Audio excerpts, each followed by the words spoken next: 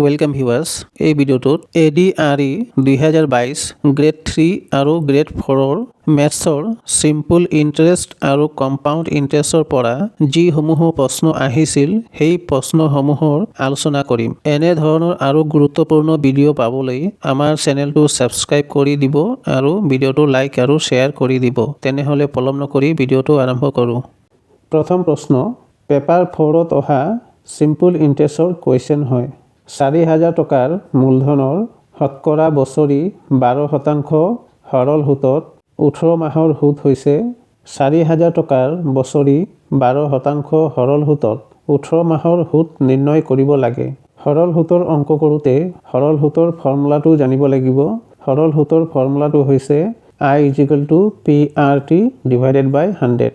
ইয়াত I হৈছে সৰল সুত, P হৈছে মূলধন, R হৈছে সুতৰ হাৰ, T হৈছে সময়। মূলধন হৈছে 4,000, ৰেট অফ ইন্টাৰেষ্ট হৈছে 12 আৰু সময় হৈছে 18 মাহ। এই 18 মাহ সময়ক বছৰত নিবই লাগিব। 18 মাহ হ'ব 12/18 বছৰ। 12টো আশ্বিনৰ তলত হ'ব আৰু 18টো আশ্বিনৰ ওপৰত হ'ব।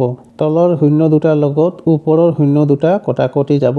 12 আৰু 12 কটাকটি কৰিম। কটাকটি কৰাৰ পিছত থাকিলে 40 আৰু 18। 40 আৰু 18 পূৰণ কৰিম। 40 আৰু 18 পূৰণ কৰিলে হ'ব 720। উত্তৰ হ'ব 720 টকা। Option B.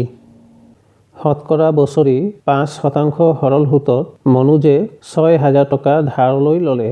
যদি তেওঁ এমাহৰ মূৰত সমূহ ধন পৰিশোধ কৰাৰ সিদ্ধান্ত লয় তেন্তে পৰিশোধ কৰিব লগা ধনৰ পৰিমাণ হৈছে।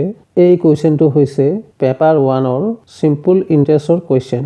মনোজে 6,000 টকা বছৰি 5% সৰল সুতত টকা ধাৰলৈ ল'লে।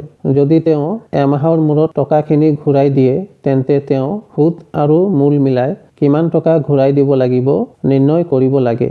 অংকটো কৰাৰ কাৰণে সৰল সুতৰ ফৰ্মুলাটো ব্যৱহাৰ কৰিব লাগিব।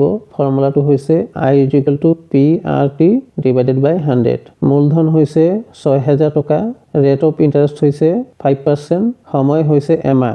এমাহক বছৰলৈ নিব লাগিব। 12/1 বছৰ হ'ব।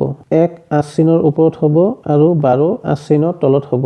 0 কটাকটি কৰিম। 0 কটাকটি কৰিম। 7ক 12ৰে কাটিম 5। 5 আৰু 5 পূৰণ কৰিম 25। 6,000 টকাৰ 5% সৰল সুতত এমাহৰ সুত হ'ব 25 টকা। মনোজে মুঠ টকা পৰিশোধ কৰিব লাগিব। মূলধন 6,000 টকা যোগ 25। 6,000 আৰু 25 যোগ কৰিলে হ'ব 6,025 টকা। উত্তৰ হ'ব 6,025 টকা। Option D.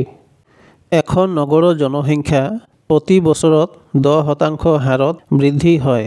নগৰখনৰ বৰ্তমান জনসংখ্যা 1,000 হ'লে 3 বছৰৰ পিছত ইয়াৰ জনসংখ্যা হ'ব।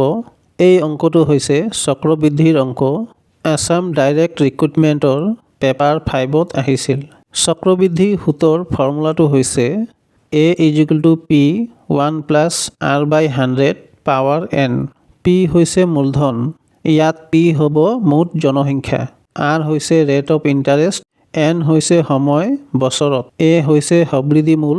এই প্ৰশ্নটোৰ বাবে A হৈছে 3 বছৰৰ পিছত জনসংখ্যা বৃদ্ধি হৈ মুঠ জনসংখ্যা কিমান হ'ব তাৰে মান হ'ব A। ফৰ্মুলা মতে মানখিনি বহাই যাওঁ। Pৰ মান হৈছে 1,000, Rৰ মান হৈছে 10। 100 আৰু 1 পূৰণ কৰিম 100। 100ৰ লগত 10 যোগ কৰিম 110। 100/110 বছৰ হৈছে 3 বছৰ। 100/110 তিনিবাৰ লিখিব লাগিব।